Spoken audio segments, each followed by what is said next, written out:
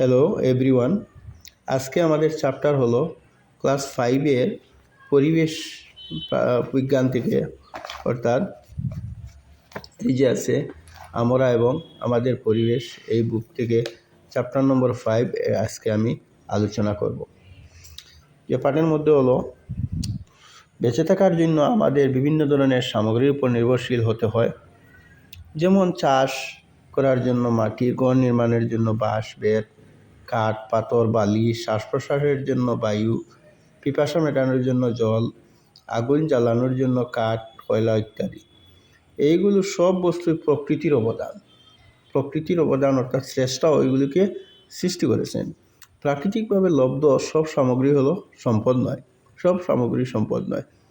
প্রকৃতি থেকে বিভিন্ন সামগ্রী আহরণ করে যখন মানুষের বিভিন্ন কাজের জন্য ব্যবহার করার উপযোগী করে নেওয়া হয়, তখন তাকে প্রাকৃতিক সম্পদ বলা হয়। প্রাকৃতিক সম্পদ বলতে ভূপৃষ্ঠের উপরিভাগের এবং ভূগর্ভের নিচে সঞ্চিত সম্পদসমূহকে বোঝায়। কিছু কিছু প্রাকৃতিক সম্পদ যেমন বায়ু, মাটি, উদ্ভিদ, সৌরশক্তি ইত্যাদি কাজে ব্যবহার করলে শেষ হয় না। এগুলোকে নবীকরণযোগ্য সম্পদ বলা হয়, অর্থাৎ যেগুলো শেষ হয় না। কারণ প্রাকৃতিকভাবে গাছপালা জন্মানো সত্ত্বেও মানুষ বিভিন্ন সময়ে গাছপালা রোপণ করে সূর্য থেকে অনবরত শক্তি আহরণ করা যায়। মাটি, বায়ু ইত্যাদি একবার ব্যবহার করার ফলে আবার ব্যবহার করতে পারা যায়। এই ধরনের প্রাকৃতিক সম্পদকে নবীকরণযোগ্য সম্পদ বলা হয়। নবীকরণযোগ্য সম্পদ কাকে বলা হয়? যেগুলো বারবার ব্যবহার করতে পাওয়া যায়, শেষ হয় না। অন্যদিকে কিছু কিছু প্রাকৃতিক সম্পদ একবার আহরণ করে ব্যবহার করার পর সেই সম্পদ আবার প্রাকৃতিকভাবে সৃষ্টি হতে অনেক সময় লাগে। যেমন খনিজ পদার্থ, কয়লা, খনিজ তেল ইত্যাদি। ভূগর্ভে মজুদ এই প্রাকৃতিক সম্পদ সৃষ্টি হতে বহু নিযুত বছর সময় লাগে। এগুলো হচ্ছে অনবীকরণযোগ্য সম্পদ। অনবীকরণযোগ্য সম্পদ যেগুলো শেষ হয়ে যাইবে একদিন, এবং অধিক ব্যবহারের ফলে এই সম্পদসমূহ শেষ হয়ে যেতে পারে। অনবীকরণযোগ্য সম্পদ হওয়ার জন্য এগুলো ব্যবহারের ক্ষেত্রে মিতব্যয়ী হওয়া উচিত। মিতব্যয়ী অর্থাৎ একটা লিমিটেডে ব্যবহার করতে হবে। নেক্সট আসি আমরা বনজ সম্পদ। বনজ সম্পদ কি? এই বনজ সম্পদ কি? বনজ সম্পদ হলো বনাঞ্চল থেকে যেগুলো সম্পদ আহরণ করা হয়। এখানে দাগ মারা আছে। নিম্ন অসমের অঞ্চলগুলিতে শাল, সেগুন, গামারি, শিশু, আদার ইত্যাদি মূল্যবান কাঠ পাওয়া যায়। এগুলো হলো বনজ সম্পদ। আমি গুরুত্বপূর্ণ পয়েন্টগুলো আলোচনা করে যাচ্ছি। ডিমা হাসাও এর পাহাড় বিভিন্ন প্রজাতির বাঁশ পাওয়া যায়। এই অসমের ডিমা হাসাও জেলার মধ্যে বিভিন্ন প্রজাতির বাঁশ পাওয়া যায়। নেক্সট আমরা আসি এই যে অসম এক শৃঙ্গ বিশিষ্ট গন্ডার পৃথিবী বিখ্যাত। অসমের জঙ্গলের হাতি, ডেরাকাটা বাঘ, চিতাবাঘ, হরিণ, বন্য শূকর, বন্যগরু, ভালুক, বন্য মহিষ, শিয়াল, উলুক, সোনালী বানর ইত্যাদি হচ্ছে বিরল অর্থাৎ যেগুলো শেষ হয়ে গেছে, পাওয়া যায় না, আগেই ছিল।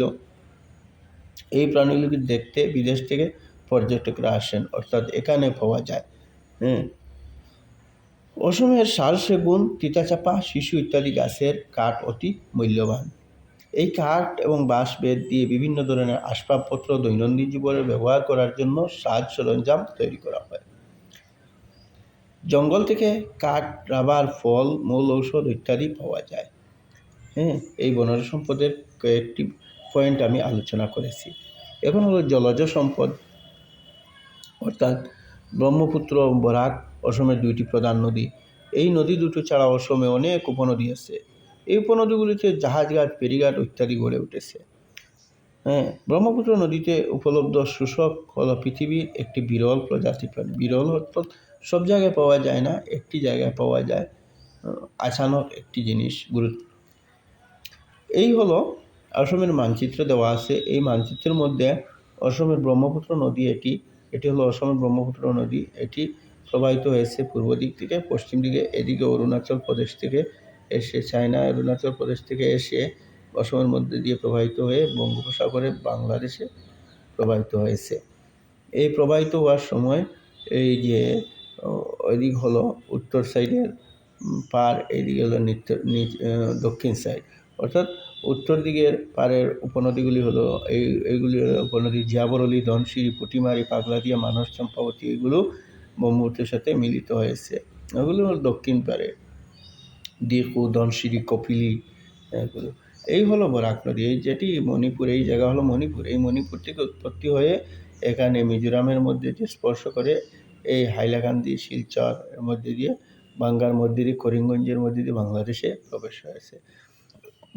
বরাক নদীর উপনদী হলো সোনাই, দলেশ্বরী, সিংলা, লঙ্গাই, এইগুলো হলো বরাকের উপনদী। এখানে কোশ্চেনের মধ্যে বলছে ব্রহ্মপুত্র নদীর উত্তর পাড়ের উপনদীগুলি, এখানে উত্তর পাড়ের উপনদীগুলি, দক্ষিণ পাড়ের উপনদীগুলি, এই দক্ষিণ পাড়ের উপনদীগুলি। বরাক নদীর উপনদীগুলির নাম লিখো, এখানে সোনাই, দলেশ্বরী, আরও কয়েকটি নদী দেওয়া আছে, এখানে নাম নেই, সিংলা, লঙ্গাই, মথুরা, এইগুলো, জাটিঙ্গা, এগুলো হলো বরাক নদীর উপনদী। তারপরে হলো কৃষিজাত সম্পদ। কৃষিজাত সম্পদ হলো কৃষি থেকে কী কী উৎপন্ন হয়। এই কৃষি থেকে এখানে উৎপন্ন হয় যেমন কি অসময়ে আনারস, আখ, পেয়ারা, লিচু, কলা, কমলা ইত্যাদি কৃষিজাতীয় ডাল জাতীয় শস্য। নেক্সট হলো কয়লা।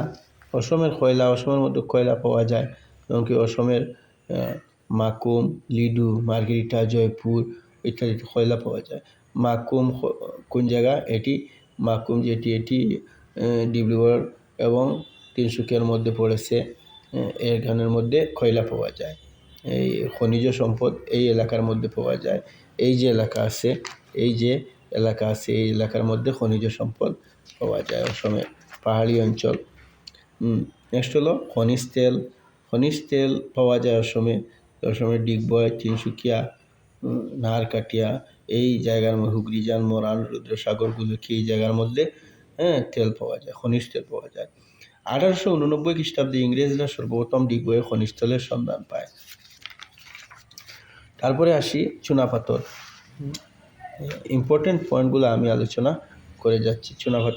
চুনাপাথর অসমের অন্যতম একটি খনিজ সম্পদ। ডিমা হাসাও জেলার উমরাংশু, কার্বি আংলং জেলার কয়লাজান, দিলাই পাহাড়ে চুনাপাথর পাওয়া যায়। কোশ্চেন করতে পারে উমরাংশু এবং কার্বি আংলং জেলায় কি পাওয়া যায়? চুনাপাথর পাওয়া যায়। সিমেন্ট প্রস্তুত করতে চুনাপাথর ব্যবহার করা হয়। বুকাজান সিমেন্ট উদ্যোগে কার্বি আংলং জেলার কয়লাজান থেকে আনা চুনাপাথর বুকাজানে সিমেন্ট প্রস্তুত করতে ব্যবহার করা হয়। চুনাপাথর থেকে চক পেন্সিল, দন্তম রং পেন্সিল প্রস্তুত করা হয়। এই হলো চ্যাপ্টার আলোচনা করেছি। এই চ্যাপ্টার থেকে কোয়েশ্চন, এখানে এই কোয়েশ্চনগুলো আছে। অসমের জঙ্গলে পাওয়া বিভিন্ন প্রকার মূল্যবান উদ্ভিদের নাম লিখো, বর্ষাকালে চাষ হয়, এইগুলো হলো কোয়েশ্চন। এখানে বলি যে এই অংশের সাথে এই অংশ মিলানোর জন্য বলছে। কার্বি আংলং জেলায় কী পাওয়া যায়? চুনাপাথর পাওয়া যায়। ডিগবয়ে কী পাওয়া যায়? তেল শোধনাগার আছে। মরানের মধ্যে কী আছে? তেল ক্ষেত্র আছে। নাহারকাটিয়া অপরিশোধিত তেল, অর্থাৎ রিফাইন করা তেল এই জায়গার মধ্যে পাওয়া যায়। প্রাকৃতিকভাবে লব্ধ শূন্যস্থান পূরণ করো, এইগুলো শূন্যস্থান পূরণ করো। এখানে আনসার দেওয়া আছে, এখানে আনসার দেওয়া আছে। নেক্সট হলো পরবর্তী চ্যাপ্টারের মধ্যে আমি আগামী দিন অন্য একটি চ্যাপ্টার নিয়ে আসবো, যেটি আলোচনা করব আর তোমাদের সামনে। যদি কোনো কমেন্ট থাকে আমাদের এই কমেন্ট বক্সের মধ্যে কমেন্ট করবেন এবং আমাদের এই ক্লাসের ভিডিওটি সকলে একে অন্যের কাছে শেয়ার করতে থাকবেন। Thank you.